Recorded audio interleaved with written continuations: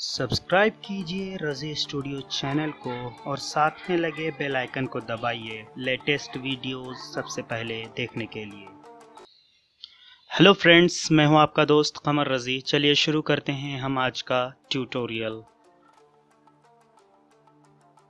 Friends, tutorial शुरू करने से कबल मैं नए आने वाले साथियों से दरख्वास्त करूंगा कि वो हमारे इस चैनल को सब्सक्राइब करें और हमारे वीडियोस को लाइक और शेयर ज़रूर करें।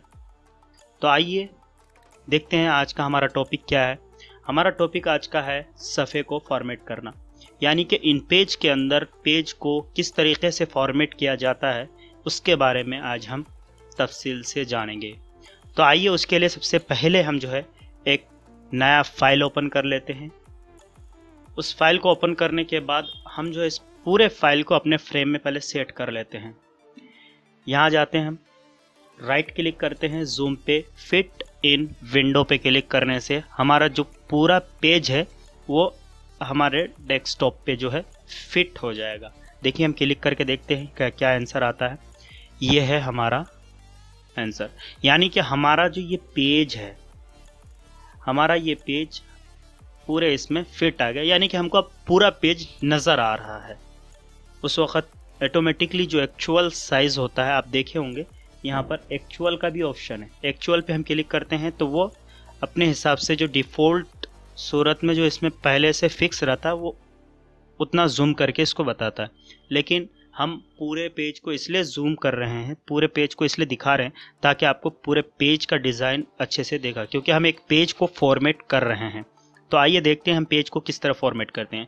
फ्रेंड्स, पेज को फॉर्मेट करने के लिए जो है हम एरो टूल का इस्तेमाल करते हैं। ये एरो टूल है, उसके के नीचे देखिएगा आप IBM टूल, इसे बोलते हैं IBM टूल। हमको अगर पेज के अंदर कुछ लिखना रहता है, कुछ लिखने की ज़रूरत होती है, तो अब हम उस वक्त हम जो है IBM टूल का इस्तेमाल करते हैं।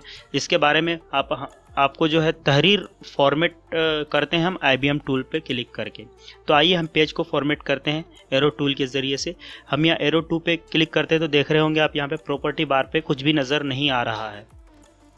लेकिन हम पेज पे जैसे ही क्लिक करते हैं, देखिए प्रॉपर्टी बार जो है ज़ाहिर हो गई और पेज में जो है आपका वर्किंग एरिया है उसमें नोट्स भी आ गए। यानी कि इससे ये पता चलता है कि अब हमारा पेज सिलेक्ट है, अब हम उस पेज में कुछ भी वर्क कर सकते हैं। और कितना वर्क कर सकते हैं, जितने हिस्से तक आपको नोट्स दिखाई दे रहा है। आप नोट्स देख रहे होंगे, ये नोट्स हैं।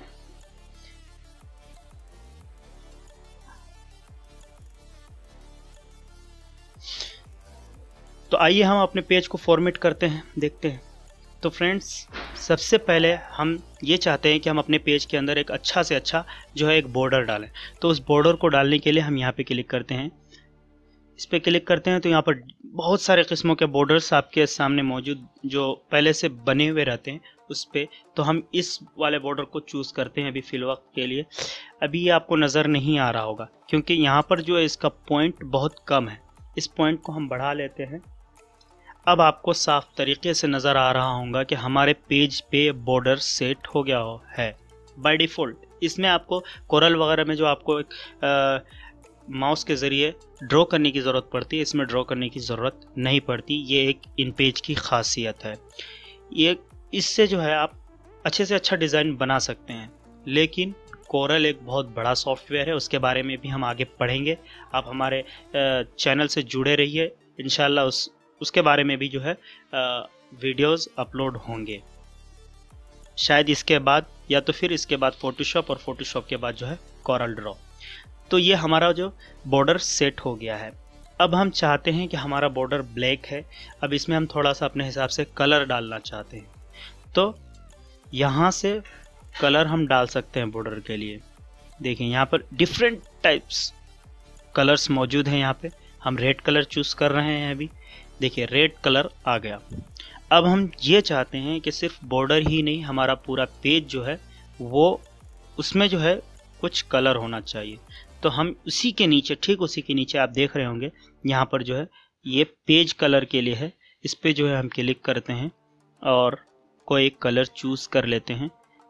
सियान है, ये येलो चूज़ करते हैं ताकि साफ नज़र आए। तो ये पूरे पेज पे कलर हो गया। देख रहे होंगे आपके सामने, आप बॉर्डर भी आपका डिज़ाइन हो गया और एक तरीके से छोटा सा पेज भी डिज़ाइन हो गया। अब हम ये चाहते हैं कि अब इसमें जो है कोई पैटर्न, इन पेज की ज़बान में उसे एच पैटर्न बोलते हैं, हम चाहते हैं कि कुछ पैटर्न हो। तो यहाँ पर से हम कुछ पैटर्न लगा लेते हैं। सपोज दैट अगर मुझे, आप देख रहे होंगे इस तरह का, तो हम यहाँ पर ये एच पैटर्न नहीं चूज़ करेंगे, हम जो है एक अलग सा एच पैटर्न चूज़ कर रहे हैं जो कि थोड़ा सा अच्छा लग सके। तो फ्रेंड्स ये देखिए यहाँ पर काफ़ी सारे एच पैटर्न्स मौजूद हैं, हम जो है इस एच पैटर्न को यूज़ कर रहे हैं। तो आइए अब हम इसमें थोड़ा सा कुछ लिख के देखते हैं कि वो कैसा दिखता है। तो आइए हम लिखते हैं, इसमें IBM टूल पे क्लिक करते हैं, उसके बाद यहाँ आके क्लिक करते हैं। काफ़ी छोटा है, आपको दिखेगा नहीं, इसलिए मैं फ़ॉन्ट को थोड़ा बड़ा कर लेता हूँ। फ़ॉन्ट को बड़ा कर लिया। अब यहाँ पे हम जो है कुछ लिखते हैं।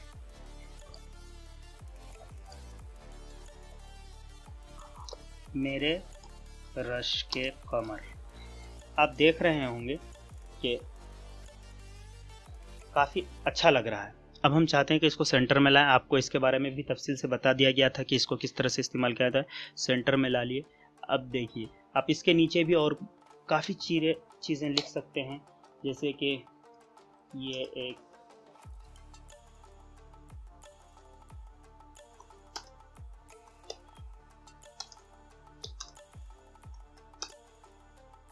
पेज सॉफ्टवेयर है, जैसा कि आप देख पा रहे हैं। जैसे मतलब आप चाहते हैं डिज़ाइन करना वैसे डिज़ाइन करें। तो दोस्तों ये था आज का हमारा टॉपिक।